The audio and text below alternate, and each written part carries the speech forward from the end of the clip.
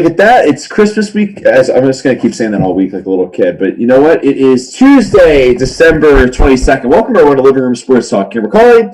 We got the great Zach Rothenberger here, taking you, into this final show before we're not going to do one on Christmas Eve, because at that point everyone's going to be doing, da da da da da da da like that that whole thing. That type of thing. Yeah, exactly. So we don't need. We'll make up for a good show today on Tuesday. It's why I'm trying to look at my phone here and I'm just gonna own it. And I was trying to retweet the link, to the show starting, but how I hate when Twitter, when you're looking for a tweet and it really just happened and somehow it's still not the first thing you see. Oh yeah, gotta love it. You gotta love it. I feel like that's the ultimate first world problem. All right, anyway, we got a great show for everyone. A lot of football chatter, snow on the ground, Christmas and the holidays around the corner. Meaning football's back means there's playoff rates up. Scenarios, clinching scenarios, playoff machines are used a good bit. It's a fun time to be alive if you're a football fan. Oh, it really is. And, it's great. It makes it even better when your team is still involved and there's still a chance, so it's great. It's an engaging football season to say the least. And I'm just thankful we had a football season this year. I know. That's a good point. It's funny when we really stop and reflect on what was it like back in July? June, yeah. We're like, yo, if there's no football, I won't be here this time, during Christmas. We've said those things, and it's we kind of forget already. It's did we even learn anything through this whole year? But but it's it's. Oh, completely agree. It's crazy. It's been a wild ride, that's for sure. I don't even hear the word wild ride after last night. Yeah, should we air those demons now? Get them out of the way. What do you think? Or do you want to do? I just want to tease them a little bit. Yeah, tease the audience, as they say. Do you see the rings on my eyes? Do you see the shopping bags? It's because I usually don't stay up for these games, especially a Bengals Steelers game. I'm not staying up for that. Yeah, normally I'm not preparing to stay up for that. Normally, I did. I didn't think I had to. I did. And everyone's like, "What did he gamble on?" It's no money. We'll get to that in a minute. All right, I'll tell you. You want to start at that point? We'll talk a lot of football. We'll talk about the Monday Night Football game. I'll elaborate more as as the viewers pop on. The show keeps rolling here on this beautiful December night. I don't even know what's really beautiful. I feel like the skies always snows on the ground. Yeah, Christmas week. It's going to be a snowy white Christmas, I'd say. Yeah, that's kind of cool, right? I think it's supposed to stay tomorrow. Alexa, what's the weather supposed to be tomorrow? Here's the forecast for tomorrow in Malvern. Look for partly sunny weather with a high of 42 degrees Fahrenheit and a low of 35 degrees. It's not snow. That's all right. That's all right. Well, we have a lot of snow on the ground, so it's going to be there. Yeah, absolutely. All right, but I'll tell you. So like I said, we got a great show. We'll do a little Monday Night Football recap, and we'll talk a little bit more about the playoff picture, honing in on all that. So it should be good. Yeah, but I'll tell you. Why don't we and we got show versus street. Obviously, it's Tuesday. That's right. And we'll talk a little bit about the weekend. Ahead. Obviously, we got to cover it, even though it's Tuesday. It kind of feels like the weekend sooner. With Christmas being on Thursday, or Christmas Eve being on Thursday. All right, but Zach. Anyway, as I ramble on, should we get a little clickbait cleanup, getting started, everything? Yeah, absolutely. So I had my original one, but I also stumbled on something right before the show that I'm going to throw in there as well. A bonus one. We're going to have a bonus clickbait. Woo! So my original one is on Twitter, and this guy, he's a Giants beat writer, and he tweets, "The Giants might have made the right call picking DJ over Haskins, guys." I thought this take was over with last season, and this guy's bringing it back up again just because of a picture that surfaced on social media with Dwayne Haskins. I don't think it takes a picture on social media for this to come back up. I think you look at the stat sheet and just the way they play the game, and I think that answers your question. So this is just the softest take I've seen, and we're taking this back up again. And by the way, shout out to Rick in the chat. I love it, getting it started early. But it's funny because, there's a few things that we have to take, strip these layers off of this Dwayne Haskins, no pun intended. One. All right, I'm sorry. That was good. Joke. That was good. I can be better. I can be better than this. It's Christmas. I got to do better than this. Look, I'm rocking the hat for everyone. For our audio people, are probably, I'm trying to be festive here. Yeah. But do you almost want to see my take for when we actually dive in? Because I want to talk about Washington and the Giants, and I'm sure obviously that'll all come up. Because really, my whole take of Washington and their chances of winning the division ride on what's going on at the under center. You know what I mean, right? So So I feel like and obviously everything that happened with the headlines with Dwayne Haskins and the strip club today, right? Well, there's a little teaser for everybody. There you go. There's a heads up on what we're talking about. But yeah, I mean, right? I don't know if you want to chime in anything, beforehand. Feel free. No, I was just say it's just a dumb take. Like, we're going to revisit the draft from 2 years ago again, and when one quarterback, I mean, neither quarterback has looked phenomenal, I will say that, but one quarterback has definitely looked better than the other, being Daniel Jones, better than Haskins. So I don't know why we're beating a dead horse. And side note, I never thought you were allowed to. You can't have your cell phone out at a strip club. How did he get a picture at a strip club? That's like illegal. And why is there a strip club even open during a pandemic? That's another question. There's so many layers to this, right? Too many. I mean, could be someone at work there took the picture. True. That's a good point. Yeah, but why it was open is that was the first thought I had, actually. Yeah, like, this isn't the Bada Bing from Sopranos. I mean, come on. No. Oh man, is that what it was called? The Bada Bing, yeah. But do you want to hear my impromptu? Please, let's hear. So apparently, the 49ers have signed Josh Rosen off of the Tampa Bay Buccaneers, practicing literally right before 7:00. Saying how they should start Josh Rosen. It would be really great to start Rosen. Oh my god! Like, really, that's another take that you want to talk about bad. I mean, come on. It's like, where were those guys 24 hours ago? If I really asked you on the show last night, hey Zach, do you think Zach Rosen or Josh Rosen? Yeah, Josh Rosen. I can't even talk. Should start next week. Like, you just laugh at me. Yeah. Oh, exactly. Yeah. He's clearly proven that he shouldn't be in the NFL, unfortunately. Because I liked him coming out of college, but I'll admit it. Yeah, I was a hung jury on his, but I'm with you. I was kind of leaning more towards he would play well. I thought that he would out of college, but he, I think he had a tough break in Arizona, but then Miami, he had another chance, and he just fits magic. So.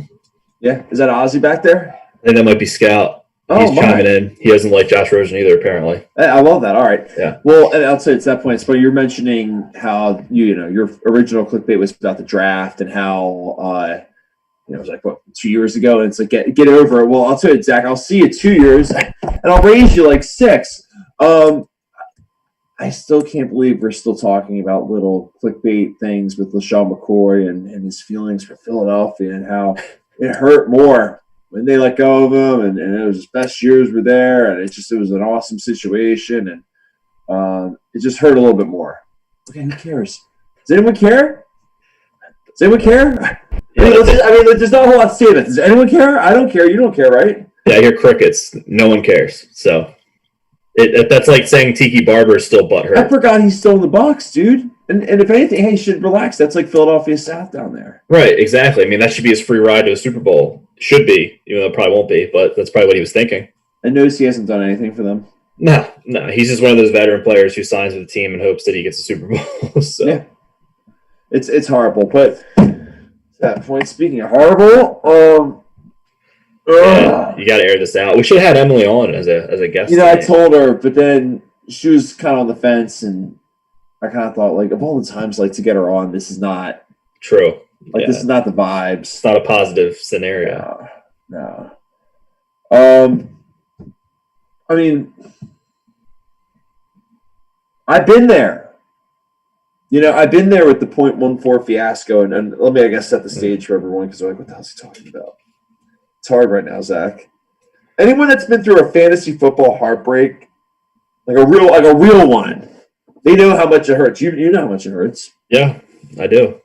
I got scars, like all my. Well, you can't really, like, just pretend they're there. But you know what I mean? They're. God help us. All right, so.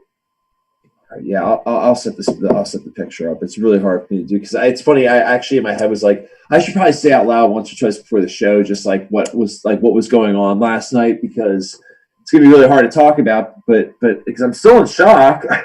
But I didn't do that, so I'm going to really struggle to get this point across. All right, so Zach, to that point, my girlfriend Emily, she had a great fantasy football season. Was the 1 seed, great squad, and if she was to win a ring, like there's like I'm a part of that staff, like right, that like scouted and helped her, put the team together. So you remember that night when we were talking when it was a draft night. absolutely. That was close draft night. That's right. Yeah. So, and her team did a lot better than my team in close league that night. But anyway, nonetheless, that's not the point. I wish there was vodka in this water bottle, but it's painful. That's for sure. She was in a bitter fight, and honestly, I would not to point fingers, but I'm a little pissy. I think you could point some fingers at the Giants, considering he had the Browns defense and she had Wayne Gallman going, and that's what made this interesting from the jump. So in her league that she's the fact that Gallman only had 9 carries is beyond me. So yes, I feel that. It's not good. Yeah, it's not good. But Devontae didn't do anything either, so I had blood on my hands. So as a Packers fan, but yeah, so her league, she was 1 seed as I ramble on here, and yeah, she needed 5 points from T. Higgins. Just 5 points and a half a point PPR league. Yeah, half point P. That's important. Yeah, thank you, Zach. It's important to outline that. And I mean, dude, he had 3 catches for 31 yards in the first half, first the first quarter. Yeah. Right. And there's a few chances for the Bengals obviously to score or whatever, but they obviously like to run it instead. Yeah, dude, it didn't happen. Somehow, first of all, this starts with Ryan Finley, right? I mean, I don't even know. This is horrible because, if I start talking about my emotions, then I'm just going to trash the Bengals. And, I really don't mean to do that because this is a great night for them and a great win for them, and the Steelers are in deep trouble. But it pains me so much when you know that Lily, you're down by a half a point, and all it would have taken was 1 reception. With a whole half to play. The whole half to play at least, and then some. Really halfway through the second quarter was that a sideways pass, anything, and she couldn't get it. They couldn't have done one of those little push passes like they've been doing, what they call it a pass. Yeah. No, it really reminded me like a movie where you're strapped to a bomb and the timer just keeps going. And you just know at some point it's over. The bomb squad's not going to get here. It's like it's like Batman with Rachel and Harvey, and they're just like, oh, it's good, all right. And they're like, no, it's not. Yeah, I was going to say it's like Saw, to be a little bit more graphic, where you're in the room and you gotta. To that point, actually, I'm so glad I brought up that scene because I feel like that's what it was. Like, it was her team. I'm like Harvey sitting there being like, it's going to be fine. Like, they're going to save you. Like, you're going to be all right. And then T. Higgins didn't save her. And then my face is blowing off today because I'm tired. And Finley only threw, was it 5 passes the whole second half? Correct. And that to me... 5, dude. Yeah. 5! And that to me just shows the lack of confidence that Zach Taylor had in him. All right, that's a perfect spin. Okay, so and real quick, before I spin into the rest of this game, anyone that has a horror story in fantasy, like where you lose by half a point, let's hear it. Let's hear in the chat. Yeah, this will be the recovery hotline for those. Yeah, exactly. It's like a hangover hotline. But all right, to that point, hangover holiday hotline, fantasy hangover holiday hotline. Look at that. It's like the Michael Scott Memorial Charity Run thing for AIDS or rabies. Rabies, yeah. To that point, Zach, you bring up a great stat, right? So the Bengals only attempted to pass 5 times in the second half. 5. 2 of those were to T. Higgins, if we're counting, but who's counting? Anyway, this is a disturbing loss, right, for the Steelers. And, I'm not trying to be like every other show, right? Everyone watching the show right now or listening is probably like, yeah, all right, I could have watched NFL Network, ESPN all day. They've been talking about how bad, are the Steelers in trouble? Right, everyone knows that this was a very alarming and disturbing loss for the Pittsburgh Steelers. But I guess, that's kind of where I want to start, though, instead of just, pointing that out. Let's, wiggle into it by pointing out the stat that, right, Ryan Finley, who I joked around and said anytime you can bet against him, you do it. Right? Yeah. He passed 5 times. It's almost like they worked around it. It was like the detour route, but they still got in on time if you're a Bengals fan. It was almost like, how do you let that happen as the Steelers? How do you let them only pass 5 times? Do you not how do you not stop the run? Is basically what I'm trying to get at. I mean, Zach, right? It's a horrible loss for them. Yeah, no, it really is. And before we get into it, kudos to the Bengals. Obviously, this is a huge win for them and Ryan Finley and all that. So that's great. But yeah, this is extremely devastating for the Steelers. I mean, everyone pinned this game as their get-right game. I mean, I did, too. In my picks, I said bounce-back game. They're going to blow them out. We all thought that. Yeah. Clearly not the case. I think the Steelers, you're starting to see the effect of having that bye in Week 4 because of the teams they were playing having the COVID issues and the Steelers being forced to take a bye week in Week 4. I think you're really starting to see that take a toll on the team. They just look tired. They just look tired. They're not themselves. That defense letting the Bengals score 27 points. I mean, that's unheard of for that defense. I know they're a little bit banged up, but I mean, come on. That run game, they just jammed it right down their throat. I mean, and Giovanni Bernard, I mean, he's a decent running back, but I mean, he's not Derrick Henry by any stretch of the imagination. Well, and their defense, I mean, they played out of their mind too with the turnovers. I mean, how many turnovers did they have? Was it 2 or 3 last night? Something along those. Let's see. I know Ben had an interception, which Ben, by the way, does not look good. Does not look good at all. You know what he looks like? He looks like right before he got hurt. Yeah. And then there was obviously the mess with like Rudolph and Duck Hodges and all that. Like now, and then he came back and everyone's like, "Yo, Ben looks rejuvenated." Not anymore. Now he looks like back before. They're like, "Did he draft the quarterback?" Like it almost looks like it was a mirage. Yeah, no, it really does, and it's a shame. And I was talking to my dad today. I was like, I almost wonder if the Steelers would be better off if they just rested Ben for a game, just purposely let him sit a game just for rest. And I hate saying that because I hate the whole load management thing that the NBA does, but he kind of needs it. I feel like it's pretty clear. I mean, he's not making good decisions. He's thrown into triple coverage numerous times over the last several weeks, which you should never do that. He's just making risky. It's like a good pitcher leaving like his fastball over the middle of the plate. Right. Exactly right. Whatever. Just put him on the DL for 15 days. Let him figure it out. Yeah, completely agree. And I tell you what, the road to the end of the season does not get any easier for these guys either. I mean, they play Indianapolis next week. No, dude, it's so hard. And Indianapolis is like salivating. They need to win that game. Yeah, no, they absolutely do. I mean, Indy's still a hunt to try to not be stuck in the wild card. So, and the Steelers are on that are teetering on the edge of, hey, if the Browns win these next 2 weeks, which the Steelers play the Browns week 17, the Browns are the division champs. It's like, whoever thought? It's nuts. It really is when you stop and think about how tight that playoff race is. It's funny because that was one of the things I was going to bring up, and we'll spin into it in just a second. Is Pittsburgh all of a sudden I hate saying this because I feel like I'm a clickbait guy all of a sudden. But are they seriously the least scary team of all the grouping of AFC playoff teams? Like, is that a really hot take, or is that like? I mean, I don't think that's too hot of a take at all at this point in time.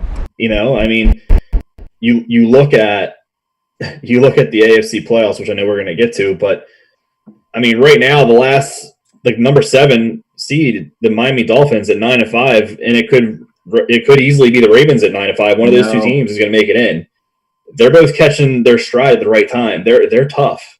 So absolutely, they've been consistent. You know what I mean? They're almost like pickup trucks the whole year. They're not exactly the flashes, but they're durable.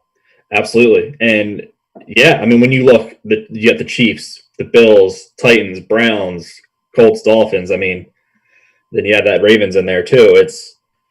The Steelers are definitely the worst playoff team in the AFC, I'd say at this point. And I don't want to go overboard with this take, but I actually want to bring it up, and I also want to bring up because everyone's talking about this today, and I get it, but I also think that it's worth, if you're going to bring it up, be better than just bringing it up. Let's have a take to it, kind of a thing. Basically, what I'm about to do, not try to be over the top, not challenge or call out the character of the Steelers locker room. But what do you think of this whole, Juju dancing and I'll even, before I pull up the video, so I think first of all, I guess there's a few ways to take this. What did you think of the start to finish thing? And I'll say, Jordan's paint a picture for everyone, and then we can just walk it through step by step. Yeah, sure. So Juju SmithSchuster is a TikTok influencer or whatever, big on that social media app, and he always dances at the 50-yard line, on top of the opponent's logo before every game. And he does this dance, it's whatever. Like the Ray Lewis dance, kind of. Yeah, I think it's extremely childish, if you ask me. But to your point about their locker room, the fact that no one, coaching staff-wise or whatever, had said anything to him yo, dude, do you realize when you do that, you're putting a target on our back? I don't know about you, Kieran, but I'm a fan, right? And if he did that on the Giants at center field, midfield, even though it's the NFL logo, whatever, he did it on our logo. like that would extremely piss me off. So could you imagine being a player on the other side of the ball? And you saw that last night. Well, and I thought Peter Schrager on Good Morning Football put it best today. He was saying it's almost like a family crest. Yeah. Like it's disrespectful. Exactly. It's like Bronx Tale or like any of those kind of movies, right? Where it's just like you don't disrespect like the other neighborhood. Right, exactly. Like, and I saw someone on Twitter. I was on Twitter a lot, scrolling through all the BS today, and someone was like, "Oh, well, it doesn't matter if he did it on the 30-yard line or the 50-yard line." I'm like, "Really? Like, are you serious? Of course it matters." Right, and I think the biggest thing, right, like honestly, and not to like downplay what you and I think or anyone thinks, but it's like the biggest reason you don't want to do that is because it pisses off your opponent, right? And I'm actually not trying to be like that cheesy next day football guy, but dude, he paid the price for it. It was first quarter, boom! Oh my god, just leveled.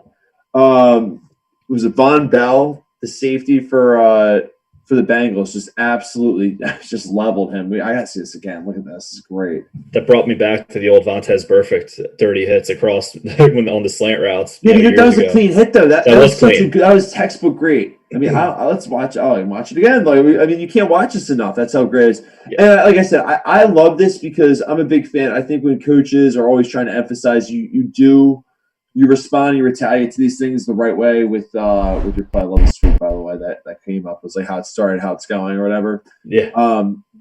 But no, I think for a lot of coaches always try to say to players, right, like, stay composed, take it out on someone on the field. And I think this is the perfect example of that, which is why I think I'm celebrating it so much. But to that point, I think you got to be happy the Bengals won. Right? It's kind of, and I think that helped charge them, right? I love that Ryan Finley grin. Yeah. Did you see that live? Oh, I saw it. Well, did you see him squinting? Like, my eyes were straining for him. It was weird. He's just like this the whole time. It's like, dude, do you need glasses? He had like that kind of, yeah, you're right. But I'm happy for them, and I'm happy for that franchise, especially. It kind of makes you wonder, and I'm not trying to be that guy all of a sudden, be like, all right, dude, stop. But it's like, are the Bengals and the Jets, and when I say this, I know they might fire Adam Gase anyway. They probably will. The Jets, it is.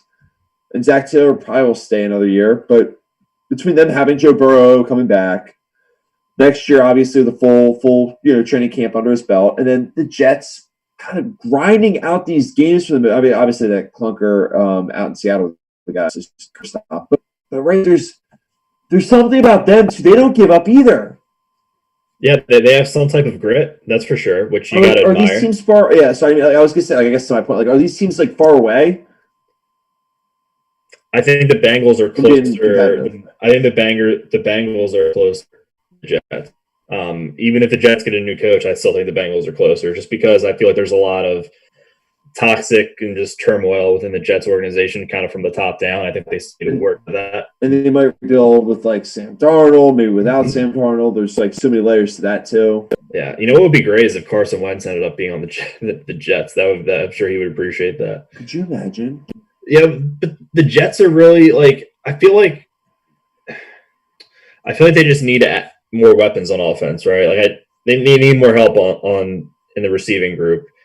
And defensively, I just think they need more discipline. Like, they're not, to your point, they aren't super far away, but they need, like, some key pieces to happen. But the Bengals, I feel like just because that team's been together longer, Zach Taylor has a better grip with that organization, and Joe Burrow, obviously, I just think the Bengals are closer. And it's funny you say that because, what was I going to say? I think it's like here we are, we're talking about the Jets and the Bengals. Like, and that's on me, obviously. But I'm just sitting here, I'm thinking, like, this is what the Steelers have done to us, dude. Like it's like right, like we're almost talking about the Bengals more, and to that point, the AFC North is wide open. It really is. It's a 3-team race. I mean, heck, the Ravens could finish 11-5, which they've. And the Browns could win the division or miss the playoffs. Right. It's just crazy. But now I gotta ask a question: Could this loss springboard the Steelers and maybe be a splash of cold water on their face to wake up? It could be, because I feel like this is the Steeler Pittsburgh narrative, like just a Pittsburgh narrative in general. It's like, oh, now you really think they're out? Now they'll turn around. Yeah, because I was gonna say I kind of have a feeling that something happens and they beat the Colts next week, but If they do that, then it's just like, oh no. It's like that. Now you're all in big trouble. Right. Yeah, exactly. All right, but let's just open it up, right? AFC, let's do AFC playoff chatter, right? Wow, there's so many ways. Let's just pull up the bracket, if you will, like the picture right now. So these are the only teams left. We chopped off an else, which is weird seeing New England not on there. But the show must go on, as they say. All right, but to that point, and I know Uncle Ricky's got to be worried, Zach, about those Ravens. You know, they got two. I mean, you guys have a little family battle here, you know, this week. He's feeling pretty confident as far as what I've been hearing. So, you know, we'll see. Yesterday he was pretty confident. I mean, he has every right to feel confident. So, they're playing. You know, it's funny. That's actually a perfect way I think just to ask, because I was like, I have so many different things I want to ask about this conference, but I think that's the best way to start. Who is the hottest team right now in the AFC, in your opinion? I think it's the Bills. Yeah, I think it's the Bills. Absolutely. I mean, you know, after that loss to the Cardinals with the Hail Mary, I mean, granted, you know, they played the Chargers and the 49ers, but they won those games like you're supposed to fairly easily. Then they come in, and at that point in time, the Steelers are the team to beat, you know, whatever. They beat them by 11 points, again, pretty handily. They go to Denver, travel to Denver, deal with, you know, the elevation change, all that stuff. Don't get too high after that victory of the Steelers. They destroy the Broncos, right? I mean, Josh, like I said yesterday, Josh Allen, he's playing great football. I'm not putting him up like we said yesterday. I'm not putting up with Aaron Rodgers and Mahomes and all that, but he really is playing well. He's playing phenomenal football, and I'm happy to see it because he's a good dude. Like, he's a great guy. Like, you watch his social media stuff, like stuff he posts, and just everything with Buffalo they do for him. I'm not trying to repeat myself from yesterday, but they just have it going there. You can't. There's something to say for team cohesiveness and camaraderie and culture over talent. And the Bills are talented, yeah, but they're not the most talented team, I don't think, in the AFC. But they have that camaraderie that's scary. That team work, that team building, and everything they have working right now is just scary. It's happening. It's clicking now more than it did all season. Well, and I'll almost just add on to that. I think, right, the blueprint, if there is one, I mean, obviously there's a few different blueprints, but if you had kind of the traditional, right, the classic at the restaurant, if you will, blueprint of how to win a playoff game, how to go deep in the playoffs, how to win a Super Bowl, it's gritty defense, balanced offense where you can run the ball, obviously, but you also have a quarterback that can make a lot of plays. Like, they have all the boxes to win the whole thing. They got weapons on the outside. They can run the ball. They obviously have a good offensive line. Josh Allen's making great decisions this year. Their defense is great. Like, their special teams are good too. Oh yeah, no, you're exactly right. I mean, think about it, you know, and not to harp on that Hail Mary, but they're a Hail Mary away from being 12-2, and then at that point in time, you're looking at them as like a favorite to possibly win a Super Bowl. You know, a top 4 team to win a Super Bowl probably. I know. Are they the scariest team? Because that's the next question I have. Who's the scariest? Like, who's a team where you just look at it, you're like, you're a fan of whoever, and you're just like, oh, God. I think it can be anyone. It could be Kansas City, obviously. They're 13-1. Yeah. The Santa hat's making my, ears itch. I'm, sitting here, I'm like. Oh, it'll do that to you. I don't know how the big man does it. I know, right? Scary. He never loses it down the chimney. Yeah, right. Scary. I mean, besides the Chiefs, I think that's an obvious one because every time I watch a Chiefs game, I swear to God, Tyreek Hill is running 80 yards downfield and no one's catching him. It's just kind of, I'm tired of seeing it. It's just that scary. Oh, I know. Or that option play they had against us. It's always some type of creative, just wow, God, how would my team stop that? Yeah, no, exactly. I mean, Andy Reid and Eric Bieniemy is just, they're geniuses. They're offensive geniuses. That's easy. That's all you can say. I mean, I think it's the Chiefs, but I mean, besides the Chiefs, who would you say? Who do you think is scary? That's tough because they're all great teams. I'm looking down and just so it's funny because I wrote down what the matchups would be, and let me pull up the bracket real quick for everyone again. And yeah, but you can just kind of do the math. I'll walk everyone through it. But think about it. Right now the Bills would be the 2 seed. They'd be playing the Dolphins. That's not fun for them. But I also think they should win that game. So it's tough for me to say the Dolphins. And it's okay. Then you got Pittsburgh versus Indy. Indy's good, but I feel like there's always that question mark where it's well, what about Phillip Rivers? It's I'm never going to be terrified of Phillip Rivers. I'll be scared, respectfully terrified, maybe, but not fully terrified.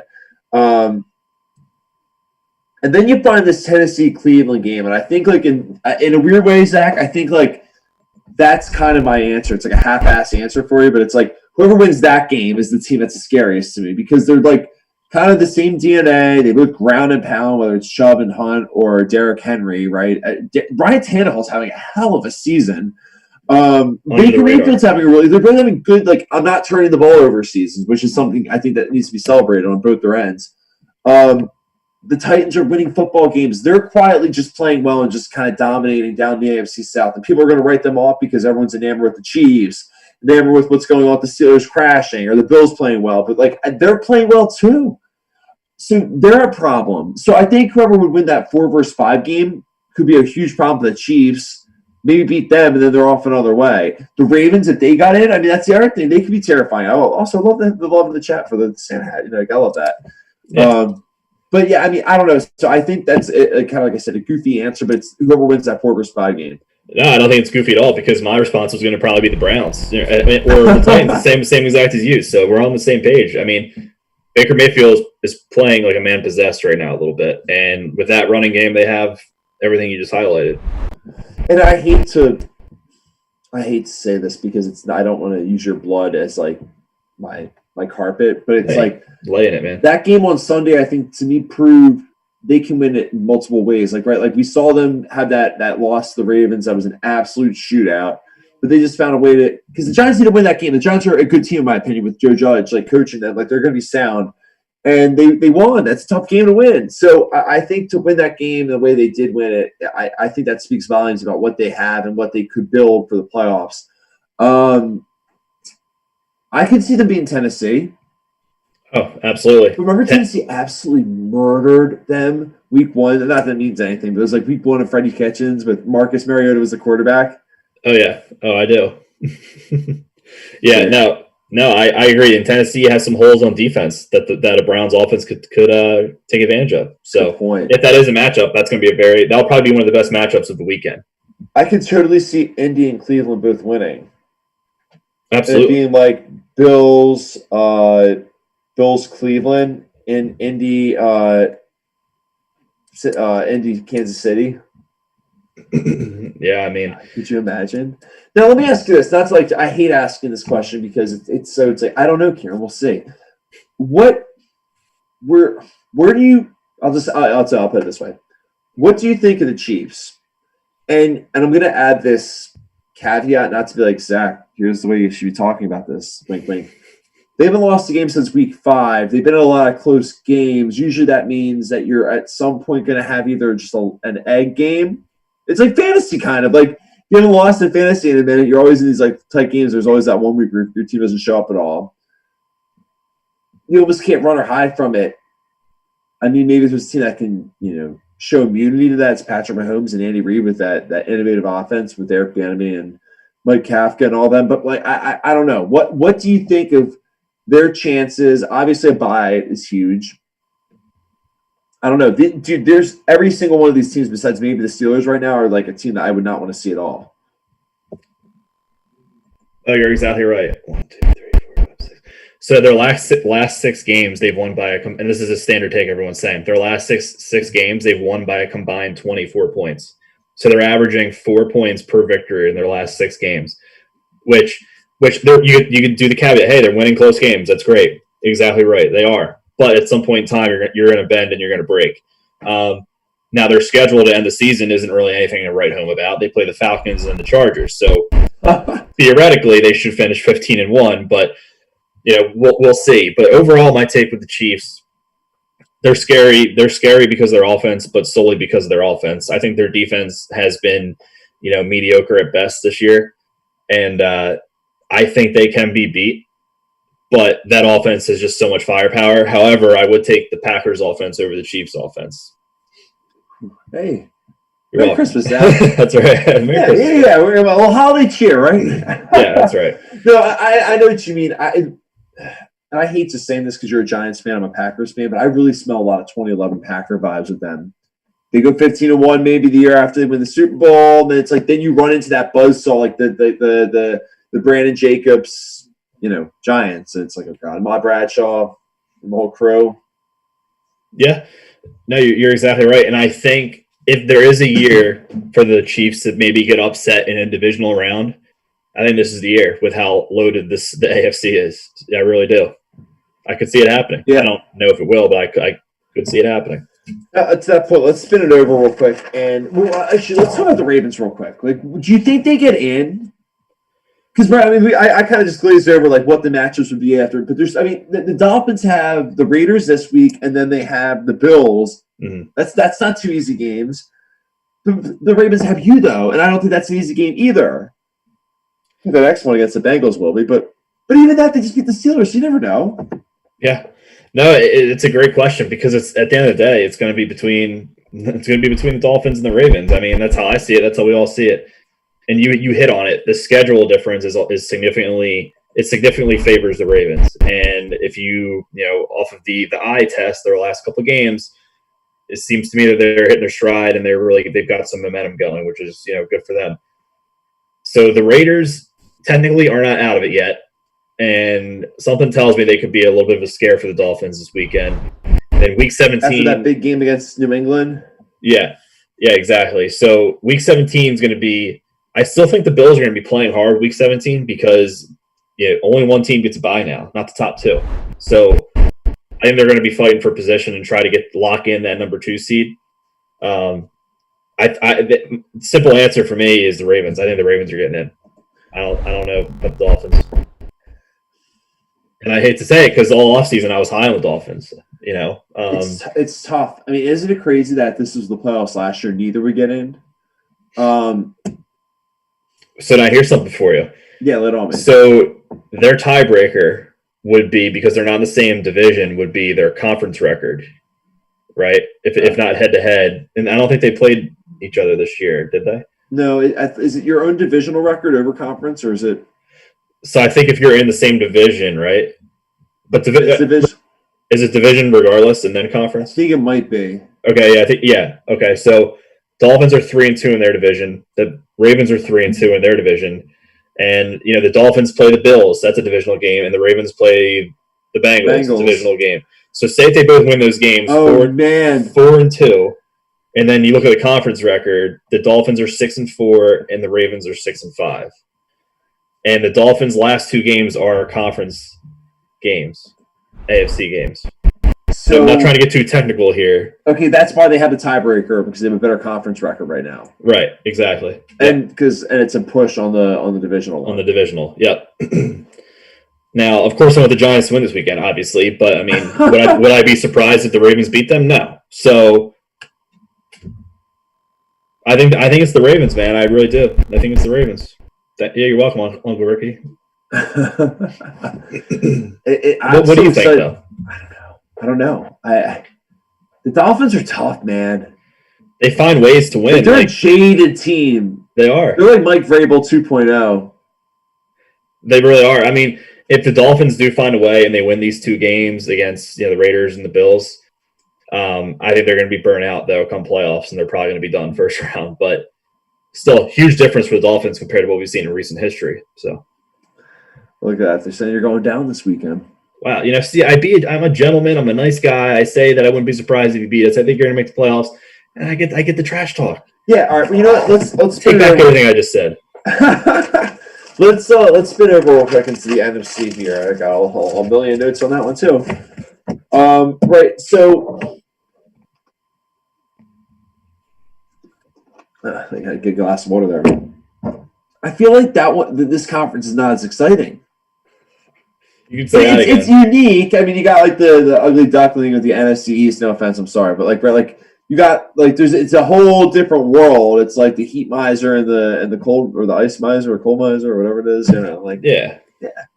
Trying to get my Santa groove in here. I think it's the heat miser. Yeah. So yeah, he sucked. So. All right, to that point, let's look at the NFC, and I'm not trying to wiggle in and be like, oh, let's talk about the Packers a little bit, shall we? But right, is this their conference to lose? 100%. I mean, when you look at the standings, looking at it, you expect to see after looking at the AFC and how tough it is from top to bottom, and then you look at the NFC, it's like, wow, the NFC is completely barren compared to the AFC from a skill perspective. And it hasn't felt like that in a minute. No, it hasn't. I mean, the Packers are clear cut, and no jinxing involved. The Packers are the clear cut front runner in this conference, if you ask me. I mean, the Saints, yes, okay, but the Saints haven't been playing like the Saints to me this season. They've been kind of meh, nothing. A little wonky, yeah. Yeah, and then Seattle, I think their defense is nothing. They do not have a good defense, and you can only rely on Russell Wilson so much. I think that's starting to trend downwards, if you ask me. That's a hot take. The team that scares me the most probably is the Rams, to be quite honest with you. Yeah, it's funny because I wanted to bring that up, right? So I know a lot of people are ripping, and I get it, right? They're ripping the Jets, or they're ripping the Rams for losing the Jets. And everyone's like, oh, well, the Rams suck. They lost to the Jets. Is there any chance this was just that one night they drank way too much and they actually can go out and handle their alcohol most nights? It's just that one night they just threw up everywhere on, like, the person's carpet? Yeah. You don't think that's a humbling loss for them to go run train the rest of the season into the playoffs? That's what scares me. I think they're going to beat Seattle next week. Oh, I absolutely think so. Do you know what the spread is on that? I'm going to take a look at that just because I feel like if we're right on the mark with that, if it's like 2.5 or something like that, it's like, oh, the Rams are winning. Take a look real quick. It is. The Seahawks are -1.5. Oh yeah, the Rams are winning that game. Yeah. Yep. I will say though, the Cardinals. I do think the Cardinals are slightly scary as well. Not to get back on my Cardinals high horse. I was about to ask you, think they're going to make the playoffs or not? But okay, so that's where you're at right now. They're good to go. Yeah, no, I definitely think the Cardinals make the playoffs. I mean, they played 49ers this week. Josh Rosen, Nick Mullins, I don't care who's starting. You want to keep the theme of Christmas. Sweet baby Jesus could come down and start, and the 49ers are not winning that game. So they'll win that. They'll be 9-6, and the Bears. I mean, the Bears are their only real competition to try to slide in at number 7, which don't really know if I see that happening. Well, I was going to say, right, like, what is there any shot? They're starting to play good football, I think. Which I can't believe I'm saying that. No, it's like a bell curve moment. They win 6, or they won 5, and they lost 6. There they go again. Yeah, and I mean, they play the Jags this week, so I mean, hypothetically, they should win that. Puts them at 8-7. Then they play the Pack week 17, which again, I think with this whole one, which I like, is this whole one bye team that forces, I think, everyone to play all the way to week 17 now, because the Packers will probably have a 1-game lead over the Saints or whoever for second, but that doesn't ensure that they're going to get that bye. So they're going to have to play hard week 17. Well, my hope is they win on Sunday and the Rams beat the Seahawks, and then they're good. They just got to win. They're good. Yeah, but what about the Saints then? Well, we have a 1-game lead on them and the tiebreaker, so we clinch it. Yeah. Oh, perfect. Well, there you go. Yeah. So I'm mistaken. Yeah. No. It's the only thing I think about when I fall asleep at night. Hey, but yeah, the Rams are scary. What about Tampa Bay though? I know. Like it's like pulling teeth trying to get you to compliment them, and I get it. But I also think they're almost like in that. I think they're almost playing the card that you're thinking about with Pittsburgh, where it's like everyone's kind of like, I don't know about them. It's like, well, wait, hold on. I don't know because. But then I pivoted not to like just steal the thunder here on this point because I want your opinion on it. But I also asked myself, okay, they would probably have to go to Washington, then they'd have to probably go to Green Bay, and then if they won that, it's like we kind of I think talked a little bit about this on the show last night. It's like that's such a steep road for them. Yeah, it really is. They have a tough hill to climb, not necessarily with the regular season.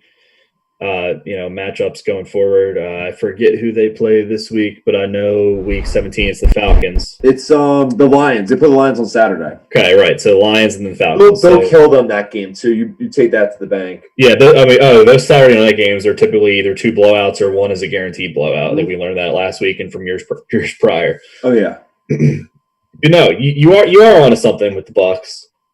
Their defense just doesn't scare me. It doesn't do anything for me. And I still think they're trying to figure themselves out as their identity on offense. I think there's a lot of egos still that they're working through with Bruce Arians and Tom Brady and Tony Brown. Yeah, exactly. So Yeah, I think you're right. It's funny. I could see them losing to Washington. Yeah. Hey, well, that's been the formula to beat Brady in his whole career is get to him, put pressure on him. Yeah. He's not the most elusive guy, so. It's that point. Is it a lock that Washington, wins the division? I mean, they lost to Seattle. They were losing that game 20-3 at one point. They were they got it close, Listen, I think the Panthers are better, and I think we both agree to that after Saturday. I can easily see Washington lose to the Panthers this weekend, easily. Yeah, especially if Alex Smith isn't starting quarterback. Well, I was about to say who is. Do you want to talk about this? Yeah, I mean, oh my God, I don't. How is this real? Like, seriously, how is this real with Dwayne Haskins that he actually went to a dude? This guy doesn't get it. No, he clearly doesn't. He doesn't get it. No. All right, so this is the true question. I think the answer is yes, and we both are going to say this. Was that the last game he ever starts with the Redskins or Washington, I should say? I think if Alex Smith isn't good to go this weekend, they'll be forced to start him, I think. But otherwise, yeah, he's done. Because he just showed how little he cares about his team and just about doesn't he have to self-quarantine now? Like, I mean, like that whole thing, like according to the rules, like how is that not like being like at risk, like being in a grimy strip club? I mean, yeah, right, exactly. James Bradbury had to sit because he went to a chiropractor outside of the Giants organization. And then the next day he's clear all of a sudden. So tell me about that. But yeah, you're exactly right. He should not be able to play this weekend. No, it's ridiculous. No strip club is clean. Yeah, Don't spray down the strip club, guys. No, that's. I mean, when you leave, if we were playing like Family Feud, and they said like name a place that's pretty gross and grimy, it's like strip club, like you'll get 99 out of 100 on that one. Yeah, exactly. Right. Also love. Oh wow, they're saying the little Packers love there on Amazon. I gotta love that. But so I mean, the Giants have a shot, dude. I really do. I really do think it, man. I think. Even if we lose this weekend, there's some. I took a screenshot that would go over, and it's actually not that unrealistic that even if we lost, even if we lost this weekend, Panthers beat Washington, that can absolutely happen. Okay, the Cowboys beat the Eagles, that's possible. I kind of lean to think the Eagles will beat the Cowboys, but you don't know. Ravens beat the Giants, okay. Giants beat the Cowboys. Giants beat the Cowboys week 17. Eagles beat Washington. So in reality, it kind of doesn't necessarily matter who wins the Cowboys-Eagles game, or you flip Cowboys beat Eagles, Eagles beat Cowboys, and Washington beat the Eagles week 17. Those are 5 things. I mean, it could easily happen. I mean, I hope it doesn't come down to that, but you can. Like I said, you need Carolina to help the cause. Yeah, we need to step up.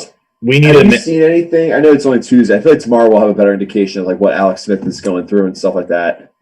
Yeah, I haven't seen anything. I know they said that because it's with his surgically repaired leg. I guess it's a calf strain, and I guess because of all the surgery, his calf muscle is like half of a muscle compared to what it usually would be. So obviously, a strain for a smaller muscle would be a lot more painful, damaging, I would imagine. So they're going to be. Yeah, right. There you go. They're going to be extremely cautious with him for obvious reasons. So, I don't know. I mean, I always would look at Washington and be like, "This is on you when Kyle Allen got hurt. How did you literally let Dwayne Haskins be your fall safe?" Yeah. No, you're exactly right. It's like Titanic having 10 lifeboats. It's like that's on you. Everyone else froze. Yep. You're exactly. God help us. Exactly right. I mean. It's very possible for the Giants. I mean, all I'm going to say is if the Panthers beat Washington, which can happen, if the Eagles lose this weekend or if they just lose week 17, doesn't matter. And if we win, well, actually, no, it would matter because if Washington won week 17, then they'd have a better record than us. So I take back what I just said. The Cowboys need to beat the Eagles this weekend. Yeah, exactly. It's exciting that all these games are meaningful. It's fun. It's that point. I mean, all the games I'm trying to look. Let's pull up the Saturday. I mean, first of all, how hyped are you that we got Christmas Day football? I know that's different. It's unique. I love it. Because I forget if I was saying this on the show last night or not, but it's like what I love so much about this, and even Thanksgiving football, is they're meaningful games, right? Like it's later in the season, everyone's got to win the game. Whereas in basketball, everyone loves Christmas basketball in the NBA, and it's fine, I guess. But it's just like, okay, well, it's December basketball. Like they could lose that game, and it's another brick in the wall. Yeah, no, you're exactly right. It's exciting. It kind of gets those Thanksgiving football vibes going, which is always fun. And looking at the schedule, so the Vikings and the Saints play each other on Friday, and then on Saturday there's a triple header. There's Tampa Bay at Detroit, which I think Tampa Bay is going to roll them. I don't know what you think, Zach. Yeah. You think so? Yeah. And then San Fran at Arizona. I have no idea how that game's going to go. I feel like San Fran would somehow cover, but Arizona wins. I think Arizona rolls, to be honest. But that's just. And then I think the Raiders play spoiler and beat the Dolphins. I could see it 100%. I don't know. I could be wrong on that. But yeah, we'll see. All right, I'll tell you, want to do a little show versus street? Yeah, let's do it. I feel bad. It was so confusing on my Giants possibility of how we can make it at 6-10. Oh, dude, no. Plain and simple, Cowboys beat the Eagles. We can't have the Eagles winning twice or else we're done. No, well, it's funny. I'm looking down to it, our show versus street. Like mine for you was, are the Cardinals going to miss the playoffs? But no, actually I was going to take that back because I like it actually because you gave your kind of your street take a little bit, or this was your show take. You're confident in them. I am. I absolutely am. I mean, I think 49ers are just falling off the cliff right now. They're just basically just trying to be healthy the rest of the year, in my opinion, and I don't see them posing any threat to the Cardinals this weekend. But they played the Rams, week 17? Yeah, so the Rams week 17 would be the only, possibility where I could see them, finishing 9-7. But even at that, let's almost need to get the playoff machine here and see. Yeah, I'm getting it right now. Are you really getting it open? Yeah, but even with that, you got to hope that the Bears would have to win both of their last two games, which I don't know. And then the Cardinals have a better divisional record than the Bears do, better conference record. So I don't know. I think they're making it. I mean, it's possible, but I think the Cardinals are making it. I think they're more talented. Yeah, I don't trust the Bears either. They're a team that seems to be good. They're like a bridesmaid, but they can't be the bride. They can't commit to action, can't be married. But they love weddings, and they love the idea of love. They're the team that's going to finish 8-8, right on the outside, scratching to get in, and then it's going to be this whole offseason like, oh, what do we do? So Aerosmith wrote that song "Living on the Edge," all about them, I think. Yeah, exactly right. That's why when I think of the Bears, that's the first song that pops into my head. So. Yeah, something's wrong with the Bears today. I don't know what it is. All right, right. There's a lot, that's for sure. Yeah. All right. So, do you want me to spin into? I mean, I just kind of dropped a little hint for hoops as that starts tonight with what late. Well, we got Kevin Durant and his former team, the Golden State Warriors, playing in Brooklyn, and then the Battle of Los Angeles, the Clippers and Lakers. But obviously the Sixers kick off tomorrow for us in the Philadelphia area, and I know you're feeling some type of way about this, eh? Yeah, I mean. I gotta know, dude. Like, I know you got Doc Rivers, some of these other changes they made and in the front office and players they brought in, Seth Curry being one of them, for example. Are they gonna be good this year, or are we gonna settle for more mediocrity? Well, all right, I'll go show first. So on paper, I like what they did. I like what Daryl Morey did. I like how they built the team around two guys that really need to stay in the middle of the floor, whether that's Ben driving or Joel posted up in the paint. Neither one of those guys are really perimeter players. So you surround them with pretty solid perimeter players that have different avenues to their game, which would kind of hope, let Tobias kind of play. I feel like he's the type of guy that can just kind of play the rhythm of the game a little bit. So he's not really good at like filling in a role, but if he's got spacing in the right matchups, like he'll dominate. So I think they've given themselves the best chance to see if this Embiid-Simmons thing works. I think it's addition by subtraction to let go Brett Brown. I don't know how great Doc Rivers is going to be, but I think, like I said, I think it's going to help that Brown's not there. But yeah, I think that's my show take. From a street perspective, that's where it gets tough because I know. It gets tough because I don't believe in them, Zach. And I've said this multiple times. I just don't all it's going to take is 2 weeks in, and Joel Embiid's going to be resting like halfway through the first quarter. And everyone's like, well, he's got to still get he's got a condition for game shape. It's like, why do I not hear that on anyone else? Right? Like that's what drives me nuts, I think, with this team. Oh, look, my box isn't there. That's great. Look at that. That's really the funny thing is, I, of course, look down, Karen, while you actually look for something one time. God help us. The funny thing is, it's actually there. I just had like the hidden icon on. It's all right. But, we just need to do like a box score for my errors and like just grade me each show. That's the only way I'm going to get better. Oh, God. Can any team compete with the Lakers, though? I mean, in the Bucks, in the Nets, the super teams? No. No. Once you start, but there's a few of them that can compete with each other, but that's it. Right. You pretty much nailed it. Yeah. So you basically have so going into the season, not just a general take type question here, but like who we got? Like who's the team to beat besides? I would say the Lakers. I would imagine. Yeah, I think the Bucks, obviously, the Heat too. I like what they're building down there. I think the Celtics are obviously still in play. The Raptors are still in play a little bit, but I do like what the Sixers are building a little bit. What about the Nets though, with KD and Kyrie now together? Officially, it'll be good. I don't trust Kyrie. Yeah, he's gonna stay healthy. He's gonna stay healthy. Yeah, that's the thing. They need to stay healthy, and it's Steve Nash's first year. I'm sure they'll make it work, but I don't know. I could see them losing the conference finals. Is it possible that Steve Nash is like the Ty Lue that they brought in for LeBron to just run over, and they're just going to have Kyrie? No, I don't think so. I don't think that's Steve Nash's personality. No, I don't think so either. I hope that's not the case. So, but nothing surprises me. Though. It's going to be fun. You pumped, by the way. So, real quick, let me ask you as we're wrapping up the show here. What would you say with Christmas around the corner? I got 3 questions for you. Best holiday movie, best Christmas song, and best cookie you can get on Christmas. Oh, nice. Best cookie is a snickerdoodle. Really? That's a hot take. I like that. I love snickerdoodles. Just the cinnamon's great. Like, especially if it's nice and hot out of the oven, a little soft, and oof. Man, I'm getting hungry just thinking about it. Those are really yeah. Favorite Christmas movie? Yeah. Some people might say Die Hard is a Christmas movie, which I think that it's borderline. I'd say it probably is, but it's borderline, so I'm not going to say Die Hard. I'm going with The Grinch. Love The Grinch. The old one or the new one? I mean, the old one's classic, but I like the old one better, I would say. I was going to say, you hate Jim Carrey. Like, what? No, I know. But for some reason, the newer Grinch, even with Jim Carrey, I don't mind it because I feel like The Grinch is like, it's like a Christmas movie. That's like the type of personality, Yeah, it's a vibe. So I give him a pass on that movie with Jim Carrey. So we're going to go The Grinch, Snickerdoodles, and what was your... best Christmas song. Best Christmas song. So I definitely do like Winter Wonderland for some reason. Oh, yeah. That. It's a nice classic song. Sure. The one cover by Tom Petty, It's Christmas All Over Again, whatever that's called. Oh, yeah. I like that one a lot, too.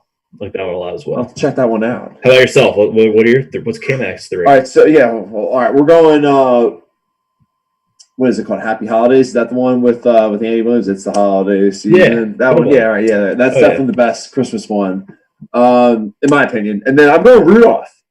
Oh, so it's classic. Little Bro Ives, the old one, like with the. Oh yeah. Okay, perfect. I agree. Yukon Cornelius causing a ruckus out there. Absolutely. The Bible Snowman. Absolutely. Oh yeah.